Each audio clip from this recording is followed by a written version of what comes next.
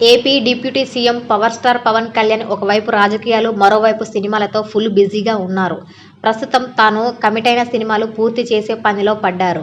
ఇప్పటికే 'హరిహర వీరమల్లు' చిత్రం షూటింగ్ పూర్తి కాగా జూన్ 12న సినిమాను విడుదల చేయనున్నారు. రిలీజ్ దగ్గర పడుతుండటంతో ప్రమోషన్ స్పీడ్ కూడా పెంచారు. ఈ క్రమంలోనే 'ఓజీ' సెట్లో కూడా పవన్ అడుగుపెట్టారు. త్వరలోనే ఈ మూవీ షూటింగ్కు కూడా గుమ్మడికాయ కొట్టేయనున్నట్టు టాలీవుడ్ సర్కిల్స్లో టాక్ నడుస్తోంది. ఈ మూవీని దసరా కానుకగా సెప్టెంబర్ 25న రిలీజ్ చేయనున్నట్లు మేకర్స్ ఇప్పటికే ప్రకటించారు.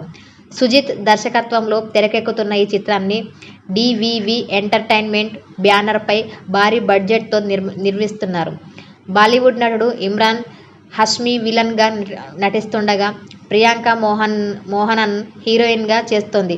అర్జున్ దాస్, శ్రియారెడ్డి, ప్రకాష్ రాజ్, హరీష్, ఉత్తమన్, అభిమన్యు సింగ్, అజయ్ ఘోష్ సహా పలువురు ముఖ్య పాత్రల్లో నటిస్తున్నారు. ముంబై బ్యాక్డ్రాప్లో ఓ గ్యాంగ్ స్టర్ జీవితాన్ని ఆధారంగా తీసుకొని ఈ మూవీ రూపొందుతున్నట్లు తెలుస్తోంది. ఈ సినిమా క్లైమాక్స్ ట్విస్ట్ గురించి కూడా సోషల్ మీడియాలో చర్చ నడుస్తోంది. అయితే లేటెస్ట్గా ఈ మూవీకి సంబంధించిన క్రేజీ వార్త సోషల్ మీడియాని ఓ వైపు ఊపేస్తోంది.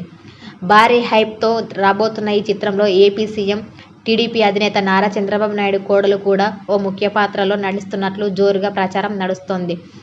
దీంతో తెలుగు రాష్ట్రాల్లోనే కాకుండా దేశ వ్యాప్తంగా ఈ విషయంపై హాట్ బజ్ మొదలైంది. ఏపీలో కూటమి ప్రభుత్వం ఉండగా సీఎం చంద్రబాబు, డిప్యూటీ సీఎంగా పవన్ కళ్యాణ్ ఉన్నారు. ఇప్పుడు పవన్ చిత్రంలో చంద్రబాబు కుటుంబ సభ్యురాలు నటిస్తున్నట్లు వార్తలు రావటం టాక్ ఆఫ్ ది టౌన్గా మారింది. లక్కీ ఛాన్స్ కొట్టేసిన నారా వారి కోడలు.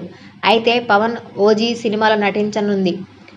చంద్రబాబు నాయుడు తమ్ముడికి కాబోయే కోడలు నటి సిరిలెల్ల అని అంటున్నారు.